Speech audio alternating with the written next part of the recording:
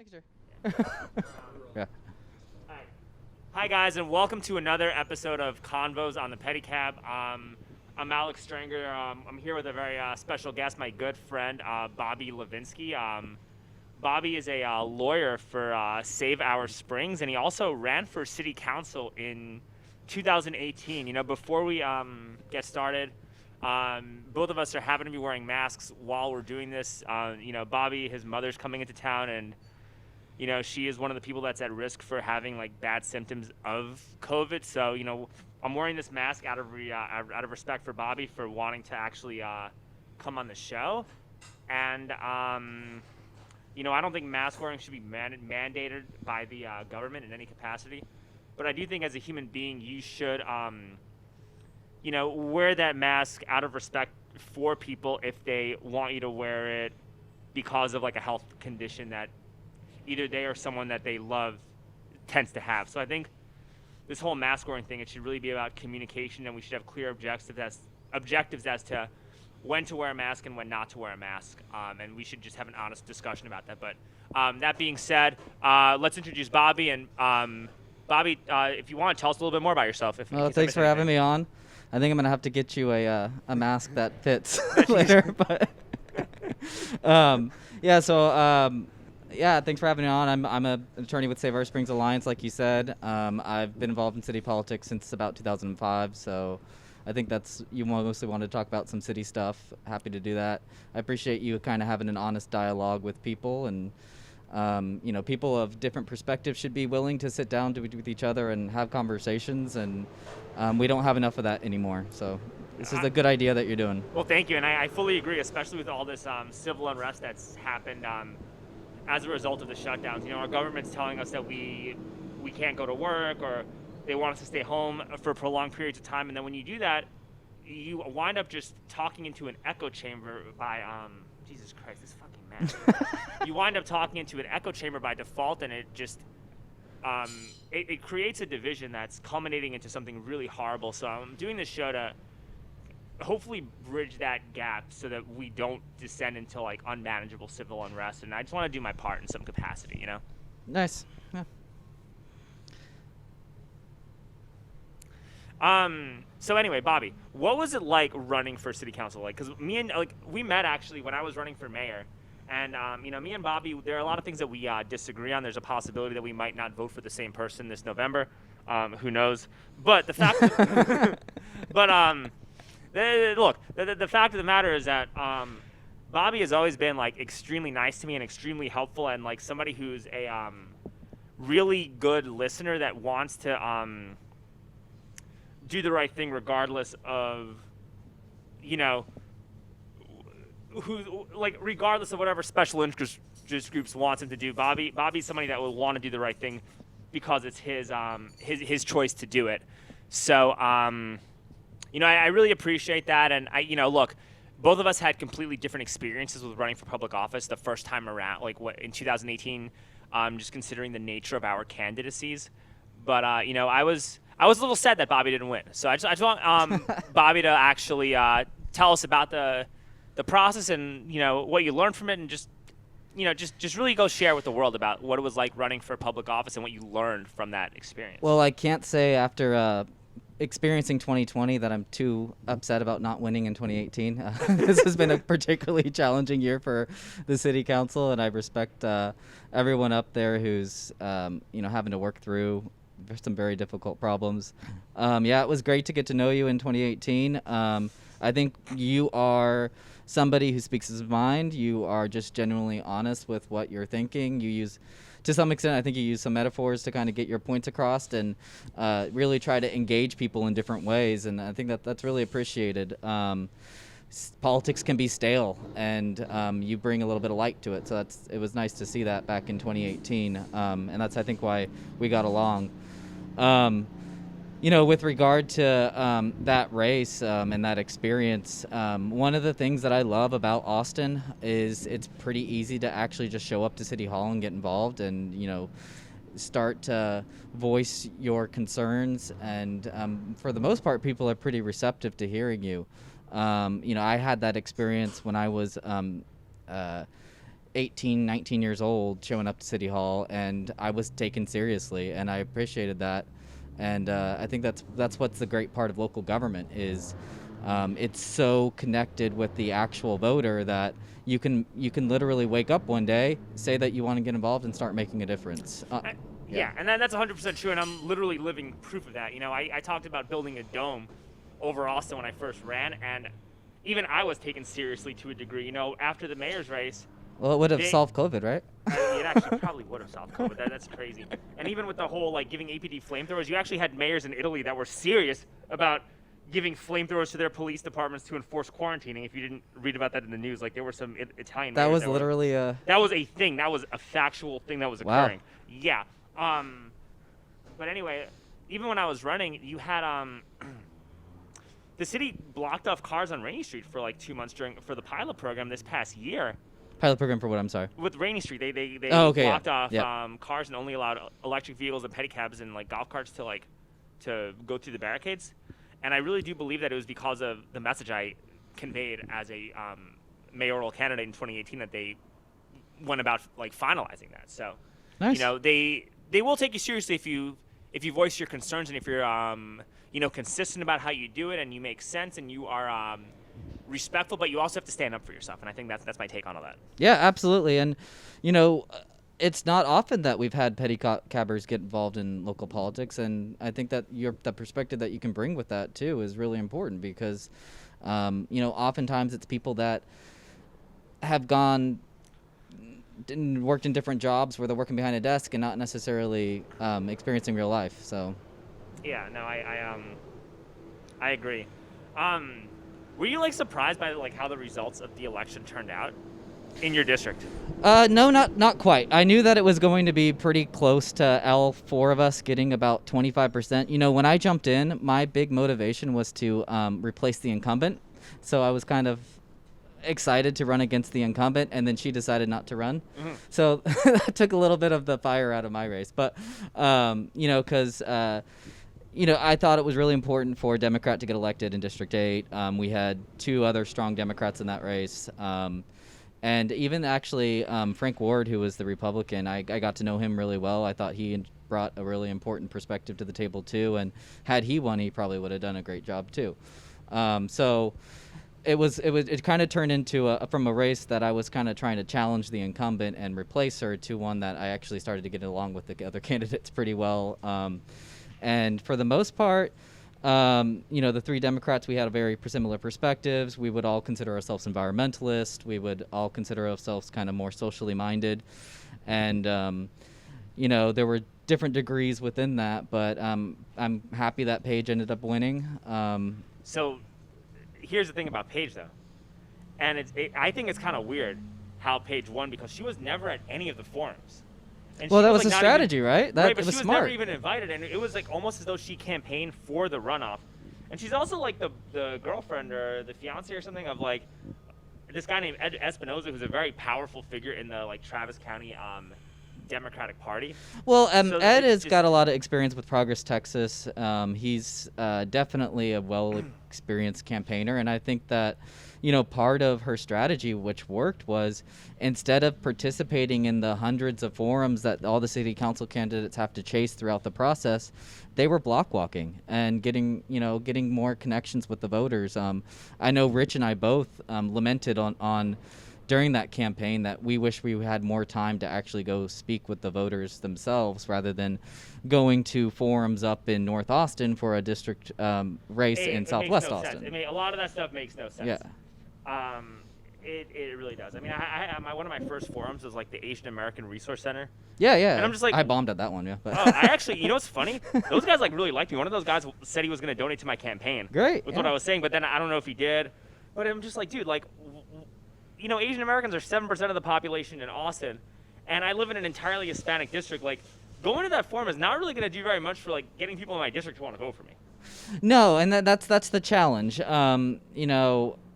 You want to be well-rounded, and you want to get to know the issues that are important on a citywide level. Absolutely, because district representatives, they may represent the district, but they're still voting on citywide issues. But the catch to that is that you're sacrificing time with engaging people in your district, and it's harder to get to know what your district is prioritizing, and just make the connections with them, because running for city council, it's so down ballot. Nobody knows anything about it until like the week before. Yeah. Unless you are able to establish the connection with them. I can't tell you how many people I was talking with walking into those grocery stores to go vote. And they had no clue that there was even a city council election going on. That's one of the downsides of moving the elections to November, is you can't focus as much on those races. But because that was when Beto was running and Ted Cruz. Yeah. And now we got a presidential election. Like, but you still have more people participating, which is good though. But yeah, it's good. Yeah. Man, I'm trying to figure out what to say when it comes to this. I feel like we are probably one of the most locally involved cities in the United States. But that being said, we're surprisingly ignorant about what's happening locally. Like even Austin, like I had a forum with the environmental Democrats, which is weird, just in general going to Democratic forums, because especially after COVID and whatnot, like I don't even want to be a Democrat anymore. You know what I mean? Like, so that's another story entirely, but I'm still going to all these like Democratic forums and whatnot. And we're going to talk about the shutdowns. We're going to talk about all that stuff a little bit later on, because I want to hear what your opinion is on that. But when it comes to that, it's like we have a city that talks about how much they want to, fight climate change and do all this progressive stuff. But, dude, Kinder Morgan is trying to build a fucking gas pipeline through the Texas Hill Country.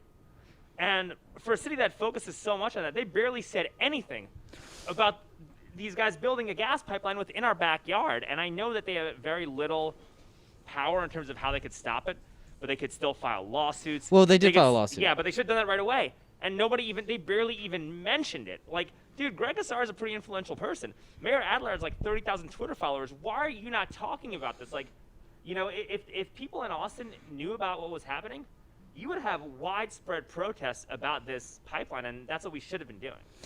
I do think that the Kinder Morgan pipeline does need more attention, especially from Austin. It does feel like we've kind of forgotten that where they're putting the pipeline through in the aquifer is actually upstream of Barton Springs and all the water that's coming our way. So it does have an impact on Austin, even if it's not within our city limits. Councilmember Poole was actually the one that sponsored the resolution to actually move forward with participating in the lawsuit against Kinder Morgan. So I think that she was probably the council champion that was carrying that message forward. But yeah, we could absolutely be doing more. To some extent, the state laws kind of preempted a little bit of what the city can and cannot do on that one. But dude, like here's the thing, man. It's like we fight the state on like reopening, or we fight the state on like transgender bathrooms and whatnot. I'm like, dude, we should be like, this is what we need to be fighting the state on. Yeah. This is like, everybody would agree with you on what you need to fight the state on. Like, Austin has no problems fighting the state of Texas on a lot of issues. Why not fight the state on something that everybody, liberal or conservative, will be down to get involved in? But they're not doing it, and it's frustrating. It turns people off to progressivism. It's, that's really my take on it. Well, yeah, I mean, I think that it should be a statewide issue. The state of Texas has surrendered its eminent domain authority to a private entity. That should be a number one concern for all of us, regardless of your political background. Companies shouldn't be able to exercise a police power like eminent domain. Dude, I fully agree, and I'm glad that you're bringing that up. Like, I fully agree with you. But it's like, why are you so? Why is our like progressive city council so silent on this issue that is like? Well, it's such an environmentally oppressive issue. Though. Yeah, but you know what though? Like, it's also difficult because you don't prioritize the right things. If you were like actually prioritize the right things and spoke for the people that you're supposed to represent, it wouldn't be so difficult. I go on Adler's Twitter, I go on Casar's Twitter, I go on Flanagan's Twitter. There's not very many nice things that people are saying on their Twitter. I'm like, be a genuine person and actually try to help the people that you're representing, and it'll change the narrative. Are you saying they're not saying nice things, or? Nobody's saying nice things about these guys. Oh, Nobody. about them. Okay. Yeah. Yeah. And dude, to be honest, like, a lot of people disagree on both sides of the spectrum with where I stand on a lot of issues. But I don't get that much hate on Twitter. If anything, I get a lot of positive feedback because I'm honest and I'm transparent, and I'm doing this fucking mask, dude. And I'm doing my best to actually like communicate a clear message and actually help people. Okay. You know what I mean? And these guys, they don't do that. They're contributing and selling Austin out to the highest bidder. And, then they say a bunch of progressive platitudes that people know are hollow and everyone's angry. And they have every right to be. I think I have a different perspective on that, All but right. I think Well, that share. you Share know, with the class, Bobby. to some extent, I mean, Greg Casar is a great example of somebody who has really made a difference with his elected position. He is the youngest person on the dais. I think he was the youngest council member ever elected, and I don't think it would be a stretch to say that he's had one of the biggest impacts of any council member that's ever served. I mean, he's been able to bring the progressive movement to local politics in Austin and really get some things done. Yeah, but it's not like a positive change. You know what I mean? Greg Casar is advocating for these small businesses to stay closed. He's not using his platform to really genuinely help the music venues that aren't operating. He's not doing anything to help our pedicab shop waive the permitting fees. Well, we do need to get those. I'm surprised that those. Yeah. Waived, when things aren't even open and half the cabs aren't even able to be used right now, it's not fair to small business owners that are doing green jobs, which is what our council is supposed to be priding itself on. He barely said anything about this pipeline. It's like Greg Casar's idea of progressivism is allowing a bunch of homeless people to just camp out in the middle of the street. And you got to be compassionate to the homeless, but dude. We decriminalized. Yeah, but our population has increased by over 40% in the past year. This is a community impact study. We're spending $60 million. When they defunded APD, $60 million of the $170 million budget cut is going to homeless services, and not a penny is going to help the small businesses and the local establishments that make Austin special to give them meaningful aid. And it's just when you do stuff like that, people are less likely to actually be inclined to want to go along with helping homeless people. Doing all that stuff. That's just my 2 cents on that. Yeah. I get where you're coming from. I do think that the homelessness issue was kind of blown out of proportion, and to an extent, really, what the council did was make it not a criminal offense to exist without a home. So, the fact that we had laws in the first place that people could be criminally cited for simply needing to take a nap on the sidewalk. Right, but they're taking a dump also. Yeah, we need to get some public restrooms. They're not just taking a nap, Bobby. They're doing a little more than that. Well, they're living. They're being human beings. I agree with that. I agree. And I don't know that we should fully reinstate that camping ban unless you come up with meaningful solutions. And I have some very realistic, good proposals that we should be doing. And we should offer businesses incentives to clean up the camps. We should use cleanups as diversion programs for people who commit low-level crimes. You should utilize your parking meters to donate money to a homeless organization that's approved by the city. And then, last resort, you find, cite, and possibly arrest people for littering on these camps, and then give them a chance to clean up their area and another area to get that dropped. And I think we got to, the refuse and all the trash in the street as a result of all this stuff is an environmental safety hazard. And as a lawyer for Save Our Springs, you should understand that. Well, I mean, that's kind of one of the myths. So homelessness has always existed in Austin, and for quite frequently they were actually within the creeks. So a lot of the pollution was actually already occurring in the creeks. The only real difference now is that people are seeing it a little bit more along the roadways. And so people have actually left the creeks, and now they're kind of living under Ben Wyatt and stuff like that. And so people are finally seeing the problem that actually existed up before.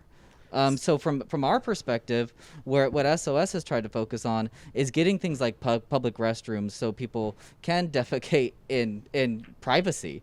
Okay, no, I'm just trying to get your perspective. Yeah. And then, trying to get money for cleanups. The clean community fee can be used more to do creek cleanups and stuff like that. I mean, there are solutions there that I think that what we've somewhat lacked is a plan to address some of the externalities.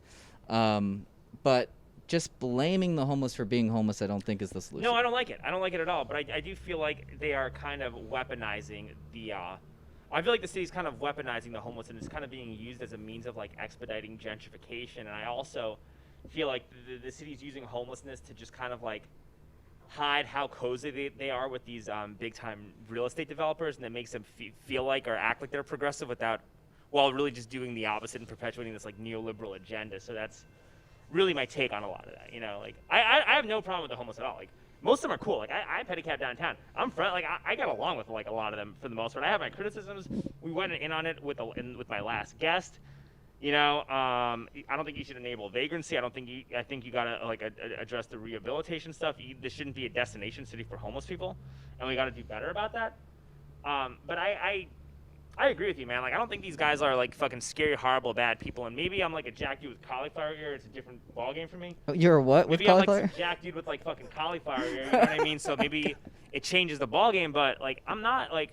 I don't feel like unsafe as a result of the homeless stuff. I just think, you just see a lot of the trash, you see a lot of the refuse, and if you're going to enable camping the way that they're enabling it, you gotta like keep the streets clean. Like, you have a civic duty to do that as a public servant, and our city is dropping the ball massively on that. I think that the first thing we need to focus on is social services for them, but I get what you're saying. We gotta keep the streets clean, dude. You have to, because look, man, property taxes have gone up like over 100%. Rent's been like skyrocketing every year for the past. But that 5 has nothing years. to do with the dirty streets. No, I know, but like, I don't want to pay extra. Like, I don't want to pay an exponentially higher amount of rent to like, live next to a homeless encampment where I see trash all over the place. Like, you got to be considerate of like some of the residents that are living here too, and a lot of residents are going to have that perspective, and we have to keep that in mind. That's my take on it. No, at the same time, we've got the systemic failure of a capitalist system that's not working for everybody. It allows people to kind of crash out. We're playing a game in a monopoly where not everybody can be winners. We also have a capitalist system that does we have a capitalist system that is not doing a very good job of helping other people equitably participate in capitalism. And I think that one of the things that we need to start doing is we need to start providing financial aid to people in low-income communities so that they can actually tangibly benefit from our capitalistic system. Because look, I don't know about you, but a lot of people were buying stocks at a very like discounted rate when the pandemic started, and there are a group of people who've done very well as a result of making investments. I don't know if you were one of them. I had some money saved that I actually wound up. I'm an environmental attorney. I have no money. So that's a firm no. But I had a little bit of money saved up in like a CD, so I opened up a TD Ameritrade account, and I've actually done okay as a result of this. So I'm in a much like clear frame of mind as a result of that. But I do think that offering financial education to people in these low-income communities can help bridge the gap and allow more people to benefit from our economic system. Because if you want to know my honest opinion, dude, I think our economic system's awesome. Like, I ride a pedicab for a living, and I'm able to create this awesome life for myself as a result of being my own independent entity. Like, I like it. I don't really want to change it too much. I just want to provide people with avenues so that they can be as happy as I am. So what's it like been doing that over the COVID period?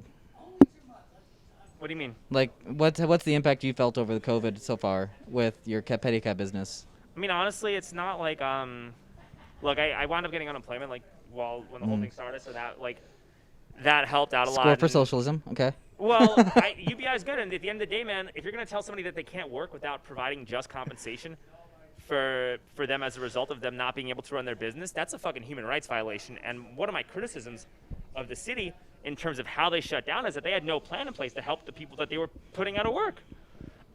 So if you have a plan as to like how you're going to help the people that are not able to work as a result of this pandemic, yeah, you're committing a human rights violation with no plan.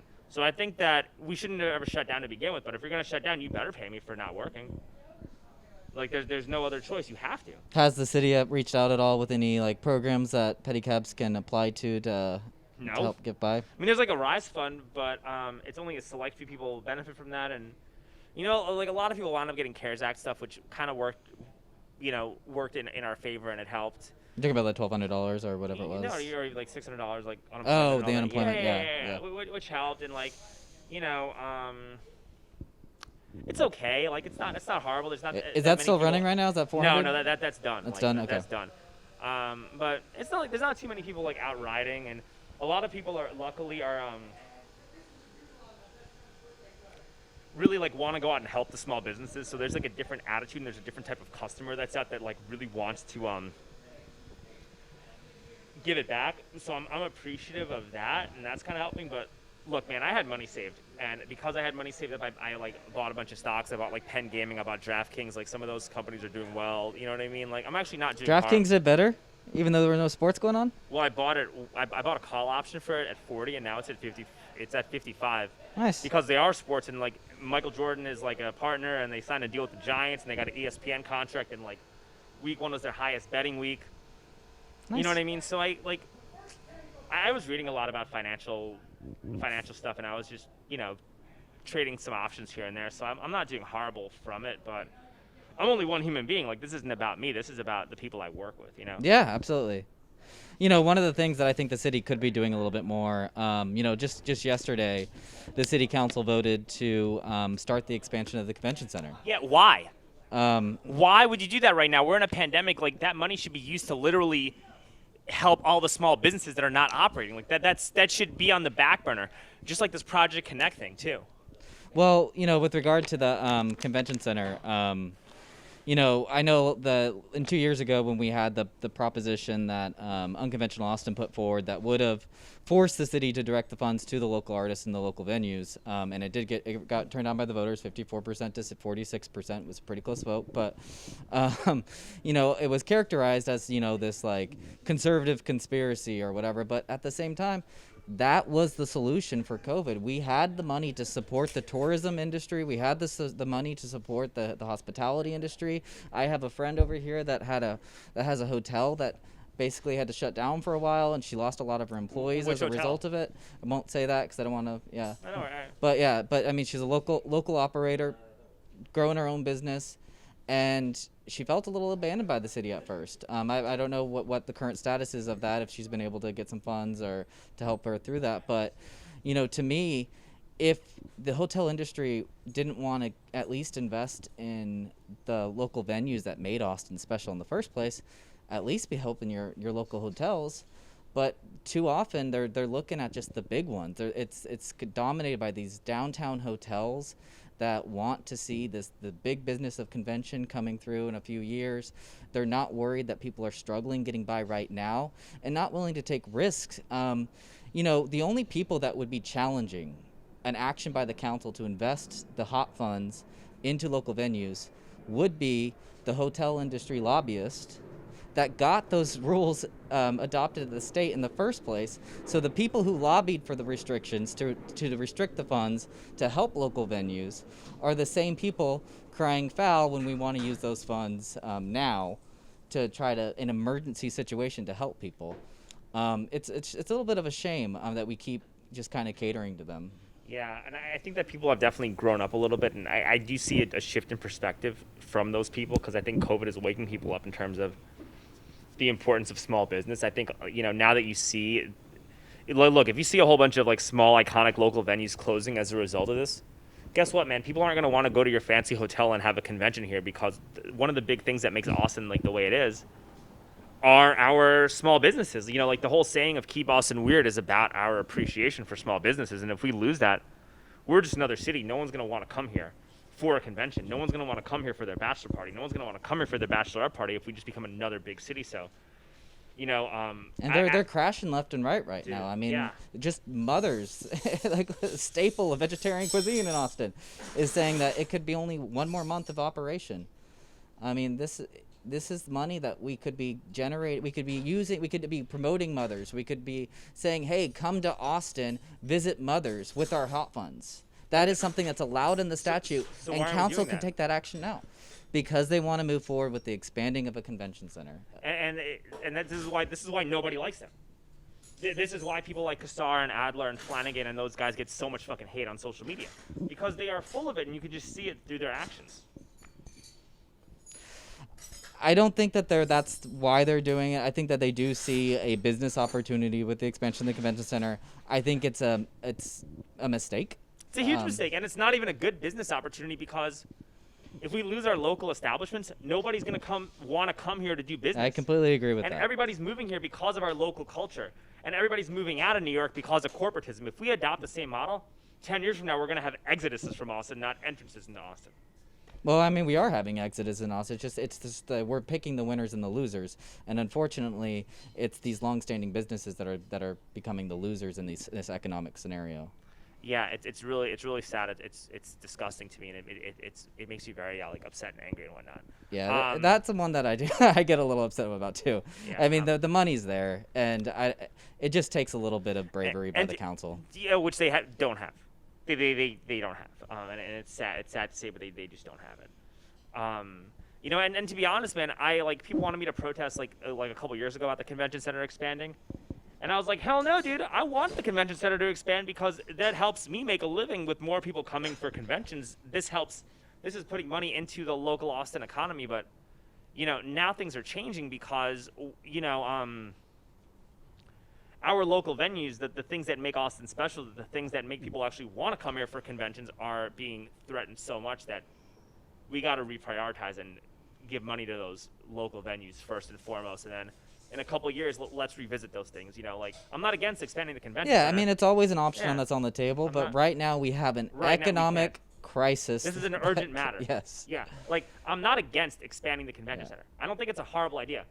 I'm just against expanding the convention center now. And I was fine with expanding it vertically. I think it makes sense. I mean, if we need a larger space, that's fine. We can expand it vertically. But when it's talking about taking away property taxes from another project. All right. Yeah, hold on. We're gonna cut to a brief commercial and move our cab real quick. We have a very authentic podcast here, so we'll come back to this. And I'm gonna try to talk a little bit while we're like walking and moving the cab. No, you're good. We were talking about the convention center and expanding, right? Like I have no problems with expanding the convention center at all. I just don't think we should be expanding it now. And I don't have any problems with Project Connect as a whole. I think a rail system is not the worst idea to have, even though the pandemic is putting things into a much different light. I just think that the idea of building a rail system right now is not the smartest thing that we should be doing with our tax dollars. We need to help our first and foremost number one priority needs to be helping these local iconic Austin venues and these small businesses stay afloat throughout this entire process. You know, like Austin is this place where you get to go and literally function and thrive being your own independent entity. I'm living proof of that. You know, I ride this bike for a living. I like fought amateur MMA. I wrote a book. I've made rap songs. I've been on stage at the Paramount Theater. Eddie Bravo follows me on Instagram. I've ran for mayor. I'm running for city council right now, and a lot of my ideas are getting really good traction. And it's because I have this ability to like literally be my own independent entity as a result of the small business culture and community. And when you take that away, you're taking away people's ability to express their true selves. And that is, I'm disgusted by it. You know, like that's the honest opinion, you know, like, and we have to do everything that we can in our power to stop that from happening and preserve like the amazing Austin that I've like fallen in love with, that has embraced me on such a great level. So that's really my take on all that. Do you want to readjust the fence? I think we're good. Okay. Yeah, let's get I'm back on. holding on to this. So. You're good. Okay.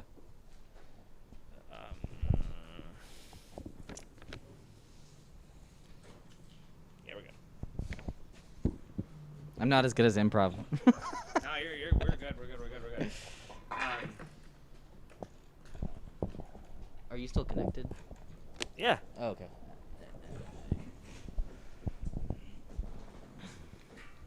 So you mentioned Project Connect, and you know, I think that's probably a good topic for, you know, a lot of voters are going to have to do some soul searching, because for so long we have lacked mass transit in this city, and we lack solutions that won't rely on the automobile. So a lot of people are getting frustrated with that. That to some extent Project Connect solves that. It has a long range vision that serves every part of the city. But you know, I completely understand the concerns of people that. $7 billion is a lot of money to ask people to vote for right now. A 25% increase in property taxes. When I think about how I grew up, my mom was a single mother. She had 3 kids. When we were scraping together money for lunch, we were trying to find pennies and couches just to find $1.15 to buy lunch for the day. We would go through a drive-through, and my mom wouldn't even order food for herself because she'd rather have her kids eat. And that's the decisions that a lot of these families in Austin are making right now. And it does concern me that we're treating a 25% property tax increase as small potatoes. People are describing it $1 a day, but $1 a day makes a huge impact on a lot of families' budgets. Yeah, and they're also like literally have the balls to say with a straight face that this is gonna make Austin more affordable. And I'm like, how can you say that? Like, how can you actually say that and not burst into laughter with how ridiculous of a statement that is? Well, if you can get to a point where people don't have to buy a car, there is some long-term savings. Fine. But let's understand that the tax increase is going to overwrite that savings, and the tax increase is going to be so bad that the people who need to actually save the money are going to be pushed out of Austin by the time that rail gets built. B, we are in a pandemic, and train ridership has decreased substantially for the past 20 years straight. And due to the pandemic, more and more people are going to be working from home. So because more and more people are going to be working from home, there's going to be less of a utilitarian value to take the train. Also, density and close proximity to one another is literally how you spread pandemics. And having a bunch of people together on a train is literally how you're going to get viruses to continue perpetuating themselves. And then the last thing, and this is the most overlooked thing too, is that by the time this rail gets built, we're going to have electric vehicles and micro-mobility technology that's going to override the use of what this train is for. By the time Project Connect gets finished and is in use, we're going to have little electric scooters that are able to go on Mopec and I-35, dude. That's a fact, and you know it. So there are smarter, I will not more be taking an electric scooter on I-35. You will when it starts going 60 miles an hour, because we're going to have that technology. But I have heard a lot of environmentalists actually start kind of having those conversations about, rail was the right decision at some point. Is it still the right decision? Because there are technologies that are coming available in the near future. I'm not there yet. I still support rail. I do support the Project Connect map. My only pause is the price tag right now in this current economic climate. I probably will vote for it. I'm not quite sure yet. I think that's a horrible decision, but I still love you, Bobby. This is a terrible. There's some good arguments that if we're ever going to have it, we just got to move it. We just got to move forward with it. Yeah, not now. The worst time to do it. I think that that's going to be a decision for the voters, and we're just going to have to, if the voters vote for it, we'll move forward and try to implement the best multimodal transit system that we can. If the voters reject it, we'll have to reassess what we can do. Expanding highways is not the solution. We got to stop doing that. Okay, here's another question too. You're downtown a lot, right? You see a bunch of scooters and micromobility devices all over the place in a specific congested area. Why aren't we putting those scooters at our bus stops throughout the city? Well, there are some scooter companies that are starting to do that in other cities, and they're starting to work with those transit centers to actually have hubs where they can charge the scooters at those bus stops.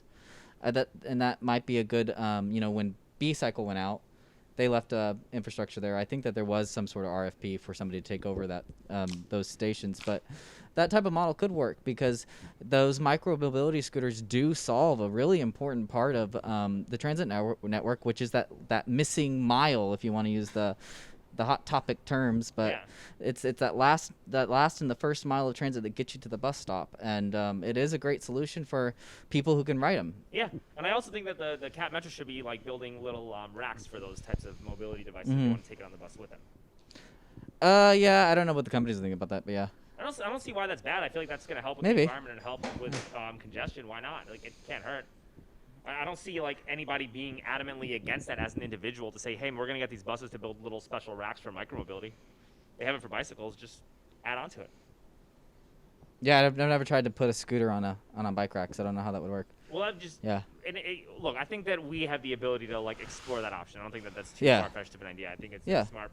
I was looking at getting a little electric scooter for myself because it does. I mean, it's a lot easier than lugging my bike around on the back of my Jeep. So. Dude, facts. Yeah. Facts. I also think these scooters would be pretty useful in these shopping centers too. For when you park your car, so you can if you have a bunch of groceries and a bunch of crap with you, you could just take one of these scooters and put it on the handles or do something instead of walking into your car if you want to be super lazy. So I don't know, man. I just feel some people need to get up and walk though. Yeah, I feel like they can have a place. You know what I mean? Yeah. So let's. Well, another topic on Project Connect, just because Sure, another yeah. concern that I've got, and one of the problems that I also have with Project Connect is on the map there's a park and ride envisioned for the Wildflower Center, which is down in Southwest Austin near La Crosse Avenue. There's a conservation easement that they're actually planning on deleting to build in park and ride. Okay. And park conservation easements are established to protect water quality. They're supposed to be permanent protections for the land. To literally pave it over for a parking lot is a concern of mine, and I'm trying to get some attention from the city to try to look at some other locations and do an alternative location analysis that can maybe put that park and ride in a different location rather than on a conservation easement. So as long as that's on the map, that's actually a huge concern for me, and I'm going to be starting to talk to people about that impact. So as an environmental lawyer, I remember one of the things that I was very much against 2 years ago was the building of this Major League Soccer stadium. Yeah. Where the guy was, paying no property taxes for this giant infrastructure project that was gonna expedite gentrification, and it seemed to do very little for the local economy in terms of what people would get from it. What is your take on that stadium, and what do you think the environmental after effects of that are going to be? Because I know that they're building it on some kind of floodplain or something. So yeah, there's a lot of disputes over whether that is a wetland or not. A lot of people that I trust in the environmental community will swear that there is a wetland that exists there. The watershed department also swears that it's not a wetland and that it's a remnants of some, I think, former pond or something like that is what they say. Regardless, that decision was made, and the stadium's moving forward. I do believe that they ended up if I remember what I was told right, and I could be wrong, they ended up excavating the site, so they removed a lot of the concern that there was a continuing lingering contamination of containers at the site. So well, that's good. Yeah, I do believe that they ended up excavating the entire site. So if they didn't, they probably should have. They should.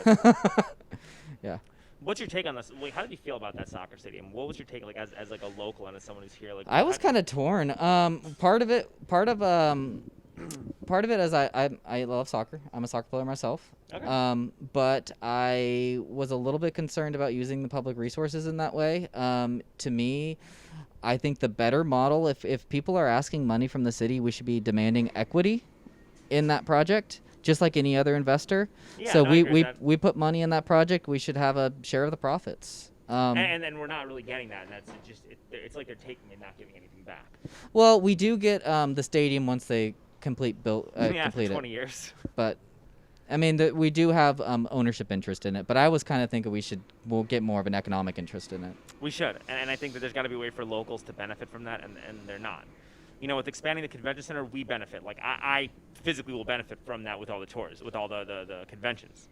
But I don't see how somebody like myself will really benefit so much from that soccer stadium. Yeah. I just don't see. I don't see it. Unless maybe you're going to the brewery or down the street or something like that. Maybe the bartenders seem like they'll make a little extra money. But I'm not gonna lie, bro. Those soccer bros don't look like people who like to tip their waiters. They really just did not come across as those types of people, man. Maybe soccer players are great people. We do tip waiters. No. The soccer, the MLS, till ATX, those folks. You know what I mean? That's what I'm saying. Okay. Those soccer bros did not come across as people that really want to actually give back and contribute. Maybe I'm wrong, but that was my impression of Well, there's some exciting things too. I mean, they're going to be starting a soccer academy, which would be really important for the youth. Developing youth talent here in Central Texas for soccer is going to be something that could make an impact on a lot of lives. Okay, well, it is what it is. This is not a project that I thought we should be spending our money on. I probably would have voted no with how it was drafted, but it doesn't quite offend me. I would have 100% voted no doing that, and if I were actually mayor, I would have probably shown Mr. Preco at the door when he tried to propose this idea with what he was saying. But, it is what it is. It's really sad that both of us hadn't gotten elected at the same time. I think it would have been a lot of fun being on the council. Yeah, we would have with fun. you. Yeah, you would definitely make meetings interesting. Yeah, I'm just throwing that out there. What else are we going to try to talk about? Oh, what's your take on mask wearing? I want to hear your thoughts on mask wearing. We're wearing masks right now because of your. I am not a public health expert. Okay. Public health Then- experts have said wearing masks is the best way to stop the spread of the virus, so I'm gonna wear them. Okay, fine, whatever. We're gonna defer to the public health experts. Okay. Yes. No, but like who? But then you also have like different. Listen, you have different types of doctors and nurses that are saying different things about the efficacy of wearing masks or when you wear masks and all that stuff, right? It's kind of like And about the climate shutdowns, too. change. 98% of scientists all agree climate change is happening. 98% of health experts all agree that wearing a mask don't- is safe. So Well, look. Here's my take on this, though, right? So there was like a convention of nurses that I was like giving rides to and stuff, and they were telling me that they didn't have to actually they weren't needed for like 3 weeks. They've just been hanging out, going to dinner, and they were not needed in the hospitals at all because like we actually have this COVID stuff really well under control. We only have like 75 people or 78 people in the hospital right now for COVID out of like 2 million. You know, and our hospitals have gone down by like over 80% in the past like month and a half from this virus. It's on the Austin, Texas website. But you remember the days when we had a lot more than that, right? And the yeah, cases in were July, and skyrocketing. and then it plummeted just as quickly, and we were still open. So we got to factor that and be honest about how we're making these assessments. Well, people wear masks, right? Sort of. I mean, I think that people are wearing masks when they like go into the grocery store, which I think I'm fine with. But my point is that I was taking these nurses, and these nurses were telling me that these are nurses and like health professionals were telling me that we should not have shut down, or we need to get back on the ball and just utilize common sense with how we're going about things. And I was having nurses like in my cab, half of them weren't even wearing masks when I was taking them places. You know what I mean? And they were going out to dinner and going and doing whatever they like wanted to do, and they were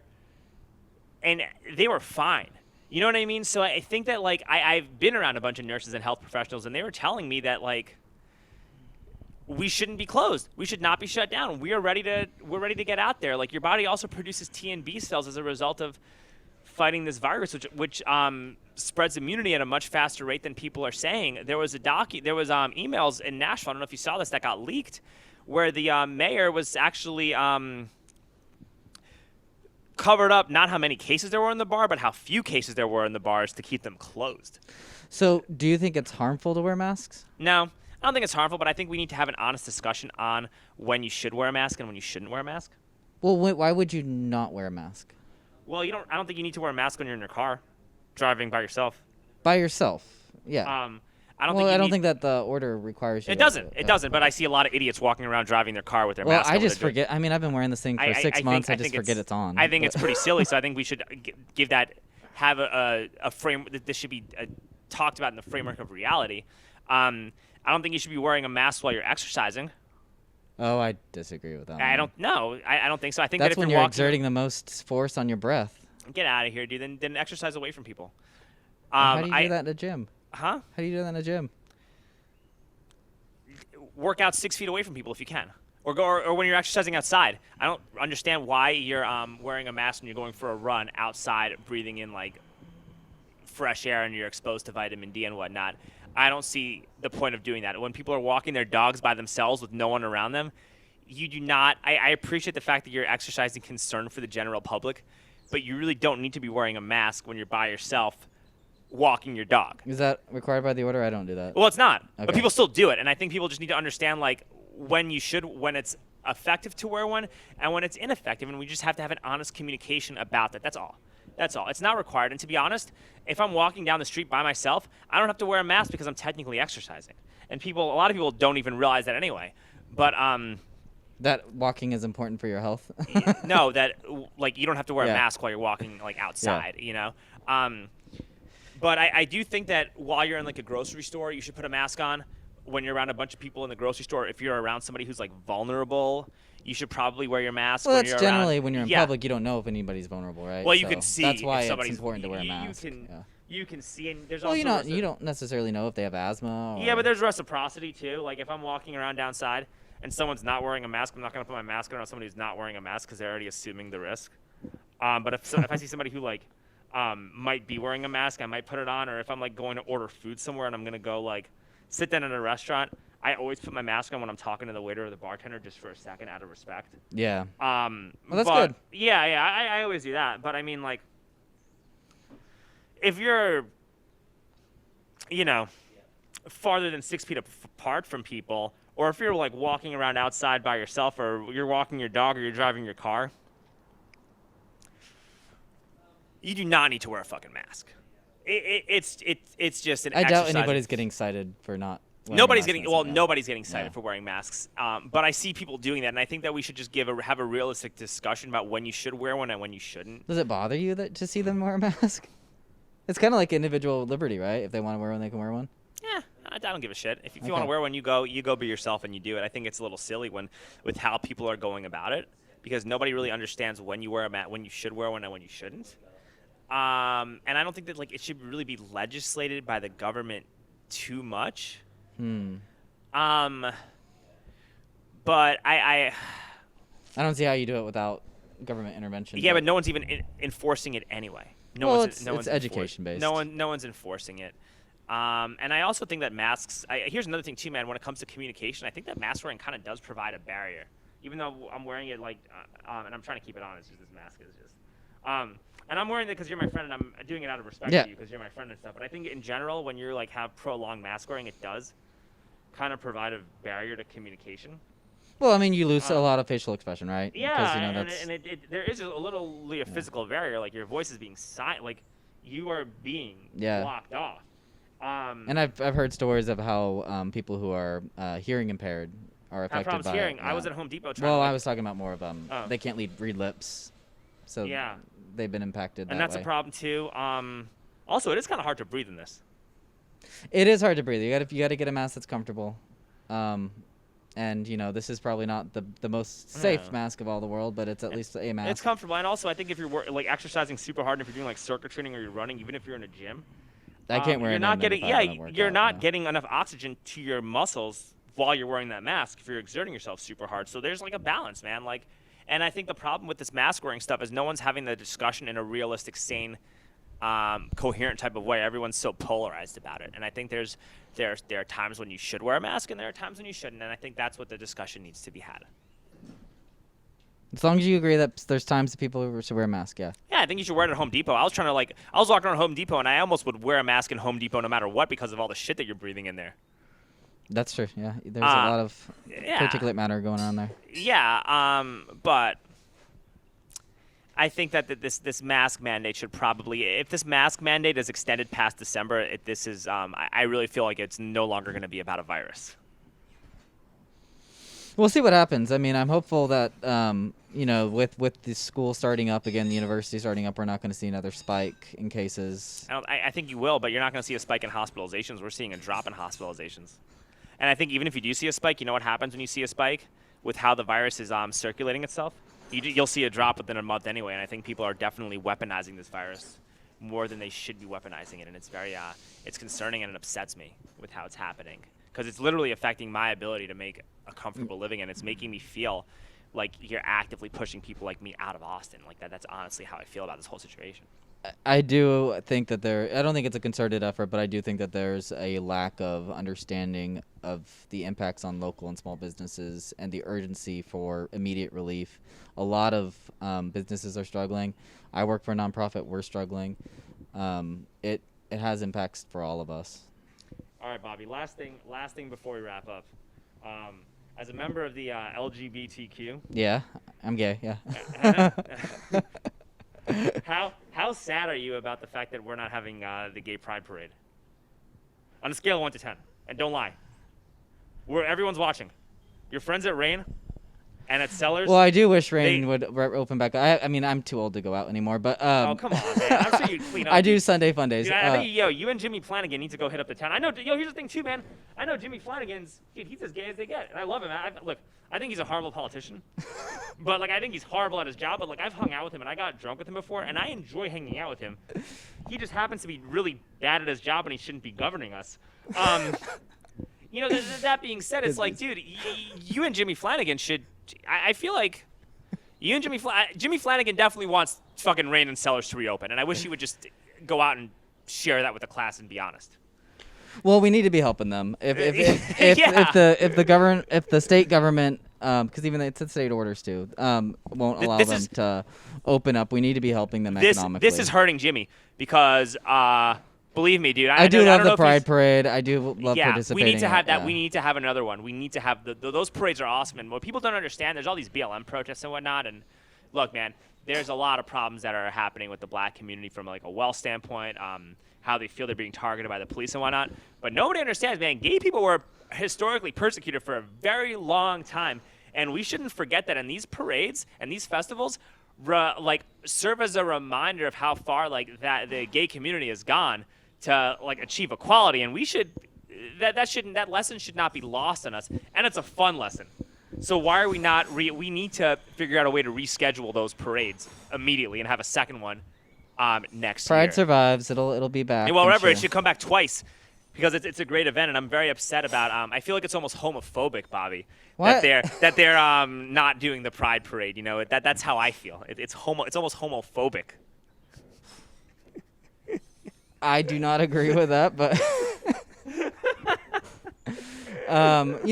we can celebrate Pride in other ways. I mean, instead of, inciting another spread of the virus or kills people, we can, Really just killing that many cancel the people, event. Bobby. Well, 94% of the people who died of this virus had like pre-existing conditions. You know what I mean? Like, Okay, a And- third of and most of them America, are also a old, third of too. They're America is overweight. So like that's one of those pre-existing conditions. Like well, that's what I'm saying. Like, this is a call for a lifestyle change. we all have pre-existing conditions. This is a call for a lifestyle. This whole virus, if anything, is a call for a lifestyle And if you change. want to talk about the LGBT community, how vulnerable people could be in the Pride Parade, a lot of people do have HIV.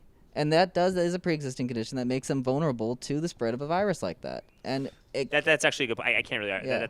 That's actually a really good point. Yeah. I literally have so it nothing would to be say. homophobic not to cancel the parade. No. Damn, that was deep. That was so deep. Holy shit. No, I didn't really look at it from that perspective. That's a good